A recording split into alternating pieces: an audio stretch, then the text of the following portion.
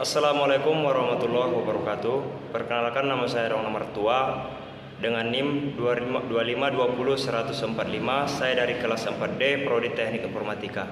Di sini saya akan memenuhi tugas UTS Budaya Minangkabau saya, yaitu di bawah bimbingan Ibu Suci Agustia Putri MPD. Di sini saya akan menjelaskan sedikit mengenai budaya Minangkabau. Baiklah, banyak yang bertanya mengapa sih di Minangkabau menganut sistem matrilineal. Suku Minangkabau menjadi salah satu suku terbesar yang ada di Indonesia, dan tak lupa juga kalau suku ini punya hal yang unik dibandingkan suku lainnya. Hal yang unik itu adalah soal kedudukan gender dalam sistem masyarakat mereka. Itu seperti yang sudah kita pahami, orang-orang Minangkabau sangat mengistimewakan kaum perempuan. Dalam adat dan budaya Minangkabau, agar kecintaannya dan penghargaan kepada kaum wanita selalu hidup dalam jiwa kaum pria, adat menetapkan silah keturunan mengambil garis keturunan dari ibu, yang disebut sistem matrilineal. Sistem matrilineal ini sulit dibantah karena merupakan dalil yang sudah hidup, tumbuh, dan berkembang di Minangkabau. Hal inilah yang kemudian membuat perempuan Minang memiliki keunikan dan keistimewaan tersendiri. Dalam adat Minangkabau, memang memahami kalau perempuan yang memiliki derajat yang tinggi ada hak-hak yang besar yang biasanya diperoleh dari laki-laki. Namun bagi masyarakat Minang, hak tersebut diperoleh bagi kaum perempuan. Setidaknya ada dua jenis hak yang diperoleh perempuan Minang, yaitu matrilineal dan moral. Bagi masyarakat Minang, ibu adalah bundo kanduang. Kehadiran seseorang perempuan dalam keluarga menjadi hal yang amat penting karena sebagaimana sudah ditentukan dalam kekerabatan matrilineal, garis keturunan mengikuti garis keturunan ibu.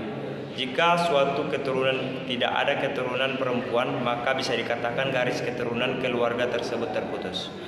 Di sini seseorang perempuan yang sudah dewasa atau ibu adalah 5 peh, rumah dan gadang, sumara dan nagari. Ibu punya kedudukan sebagai bundo kanduang, sebuah lambang kehormatan dalam kaum dan dalam nagari.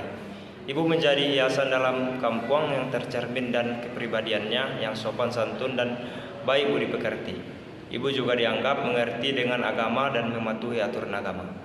Lalu dari segi materi, perempuan atau ibu merupakan pemilik harta pusaka yang warisan menurut adat Minangkabau diterima dari mama kepada kemenakan, maka ibu harus menjaga keutuhan harta pusaka ini. Harta ini diturunkan kepada keturunan yang perempuan sebagai penerus garis keturunan. Meski begitu, laki-laki juga diberi kewajiban untuk mengembangkan harta pusaka tersebut. Sebagai pemilik harta, ibu harus menggunakannya sesuai dengan ketentuan adat. Pada dasarnya, penggunaan harta tersebut dibagi menjadi dua, yaitu yang pertama, harta tersebut dikembangkan sehingga hasilnya digunakan untuk kebutuhan. Yang kedua, harta yang telah dikembangkan tersebut disimpan untuk keperluan nanti apabila ada kebutuhan yang mendesak. 2. Bagaimana sih sistem kekerabatan dalam Minangkabau? Berbeda dari suku lainnya, di sini kita dapat melihat sesuatu yang unik dari suku Minangkabau, yakni suku ini menerapkan berdasarkan garis keturunan dari ibu, yaitu setiap anak yang lahir dari dalam sebuah keluarga Minangkabau akan menjadi kerabat keluarga ibunya, bukan kerabat dari keluarga ayahnya, yang biasa terjadi di suku-suku lain di Indonesia. Hal ini menjadi ciri khas tersendiri bagi masyarakat budaya Minangkabau yang membedakannya dengan suku lain di Indonesia. 3. Apa sih filosofi rumah gadang, jenisnya, dan apa fungsi dari ranking beserta jenisnya? Bagi orang Minang, rumah gadang bukan hanya untuk menjadi tempat tinggal. Setiap bentuk dan garis dari rumah gadang mengikuti falsafah hidup dari orang Minangkabau, yaitu alam tak kambang jadi guru, yang mempunyai arti semua hal selalu melalui proses meniru dari lingkungan, alam sekitar, dari alam sekitar. Pembangunan rumah gadang pun selalu berjalan menurut arah mata angin. Baiklah, untuk yang terakhir kita masuk pada fungsi rangkaian. Dari banyak sumber yang dikumpulkan, ada beberapa jenis ranking beserta kegunaannya.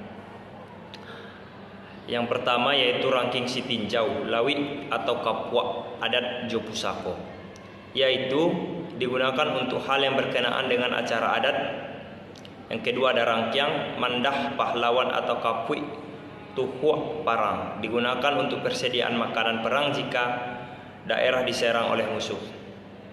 Yang ketiga ada rangkiang harimau atau kapwah pembangunan nagari, yakni digunakan untuk penyimpanan barang atau material yang berharga untuk pembangunan dalam negeri. Yang keempat ada rangkiang si bau-bau, si bayau-bayau atau kapuyok salang tanggang, yakni digunakan untuk cadangan membantu orang yang lagi kesulitan ekonomi.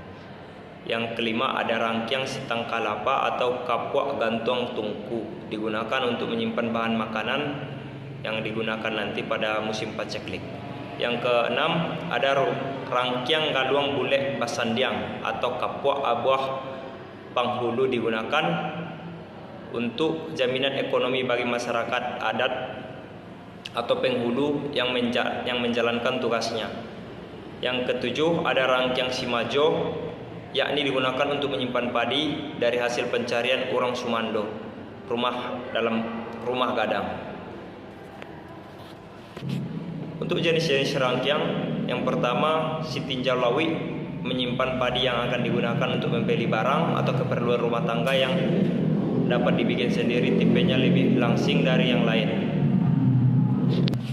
Dua, si bayau-bayau, tempat menyimpan padi yang akan digunakan untuk makanan sehari-hari, tipenya gemuk, berdiri di atas 4 tiangnya, letaknya di sebelah kanan.